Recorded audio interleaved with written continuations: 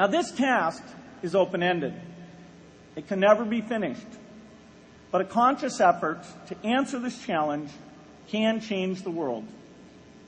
I'm optimistic that we can do this.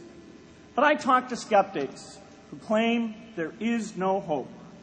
They say, inequity has been with us since the beginning and will be with us until the end, because people just don't care.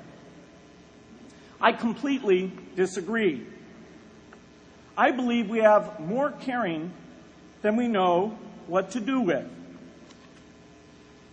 All of us here in this yard, at one time or another, have seen human tragedies that broke our heart. And yet we did nothing, not because we didn't care, but because we didn't know what to do. If we had known how to help, we would have acted. The barrier to change is not too little caring. It is too much complexity. To turn caring into action, we need to see a problem, see a solution, and see the impact. But complexity blocks all three steps. Even with the advent of the internet and 24-hour news, it is still a complex enterprise to get people to truly see the problems. When an airplane crashes, officials immediately call a press conference. They promise to investigate, determine the cause, and prevent similar crashes in the future. But if the officials were brutally honest, they would say, of all the people in the world who died today from preventable causes, 0.5% were on this plane. We're determined to do everything possible to solve the problem that took the lives of the 0.5%. The problem is not just the plane crash, but the millions of preventable deaths. We don't read much about these deaths. The media covers what's new, and millions of people dying is nothing new. So it stays in the background where it's easy to ignore.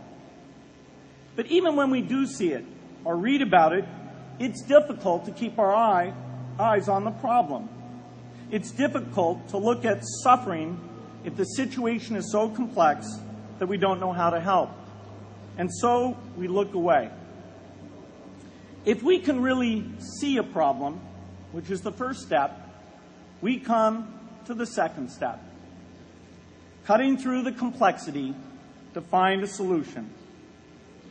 Finding solutions is essential if we want to make the most of our caring. If we have clear and proven answers anytime an organization or individual asks, how can I help? Then we can get action, and we can make sure that none of the caring in the world is wasted. The complexity makes it hard to mark a path of action for everyone who cares, and makes it hard for their caring to matter. Cutting through complexity to find solutions runs through 4 predictable stages. Determine a goal, find the highest impact approach, deliver the technology ideal for that approach, and in the meantime, use the best application of technology you already have. Whether it's something sophisticated like a new drug or something simple like a bed net. The AIDS epidemic offers an example. The broad goal, of course, is to end the disease.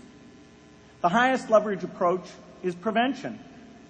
The ideal technology would be a vaccine that gives lifelong immunity with a single dose.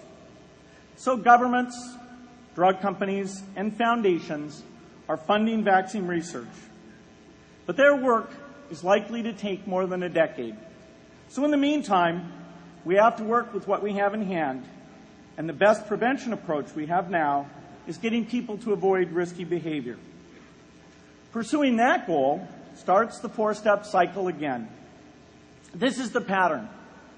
The crucial thing is to never stop thinking and working, and never do what we did with malaria and tuberculosis in the 20th century, which is to surrender to complexity and quit. The final step, after seeing the problem and finding an approach, is to measure the impact of the work and to share that, success or failure, so that others can learn from the efforts. You have to have the statistics, of course. You have to be able to show, for example, that a program is vaccinating millions more children. You have to be able to show, for example, a decline in the number of children dying from the diseases. This is essential not just to improve the program, but also to help draw more investment from business and government. But if you want to inspire people to participate, you have to show more than numbers. You have to convey the human impact of the work so people can feel what saving a life means to the families affected.